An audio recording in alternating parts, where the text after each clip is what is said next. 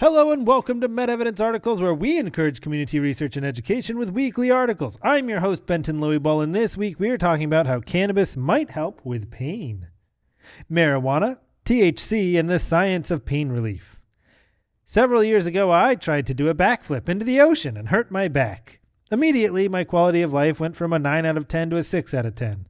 Luckily, this was temporary, but many people suffer from chronic pain for months or even years. Over 20% of American adults suffer from chronic pain that lasts more than 3 months. This type of pain frequently fails to respond to standard treatments, and some options, such as opioids, have significant risks of serious side effects.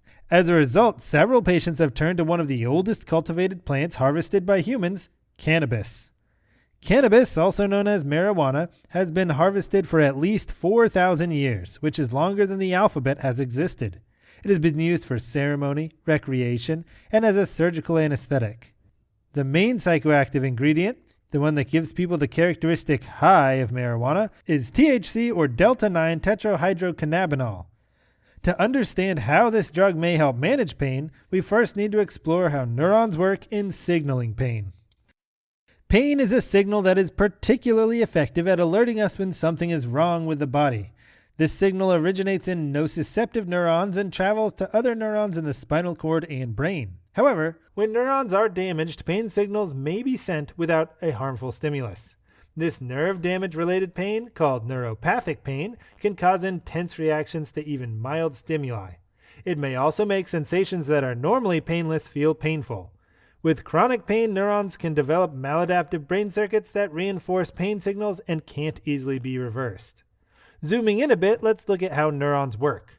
Neurons are cells that transmit information over long distances. In fact, the longest cells in our body are the sciatic neurons, which can be nearly 3 feet long and transmit information from our toes to the lower spinal cord.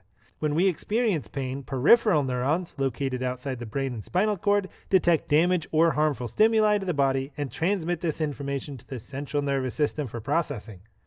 We perceive pain in the brain, so this signal has to travel up the body and spinal cord. The signal travels through individual cells using electricity. Neurons do not physically touch each other, so to transfer information between neurons, the signal has to cross a tiny gap called a synapse. In the synapse, we see where the THC in cannabis can have an effect. Synapses are tiny, mostly one-way gaps where one neuron sends a signal to another.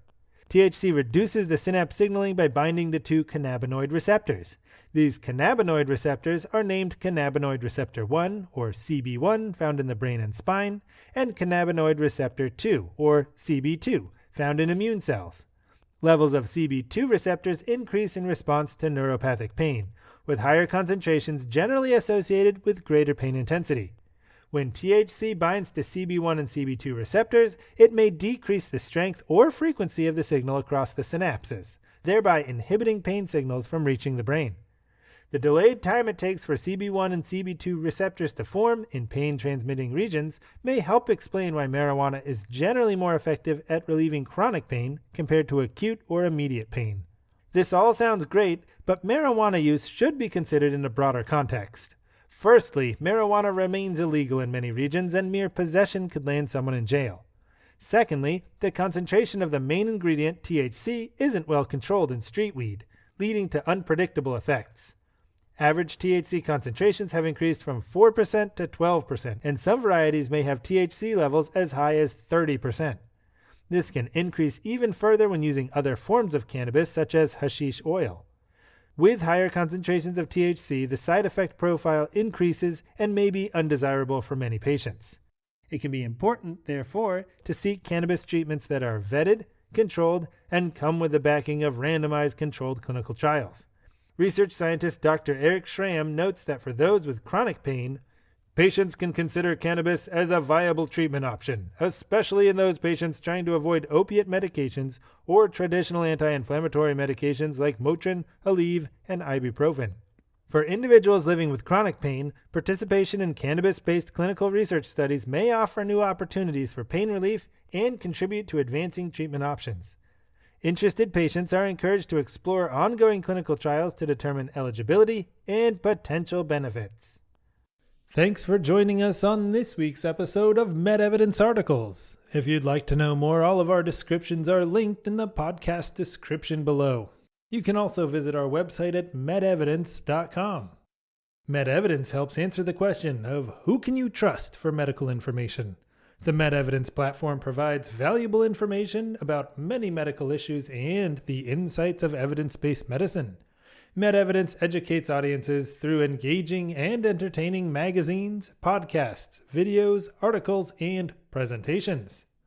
We strive to bring together diverse voices of top-level medical professionals, researchers, and experts to provide unique and engaging content that uncovers the truth behind the data. For more great content, including discussions by physicians and subject matter experts, check out the MedEvidence podcast. My name is Benton, and we'll see you next week.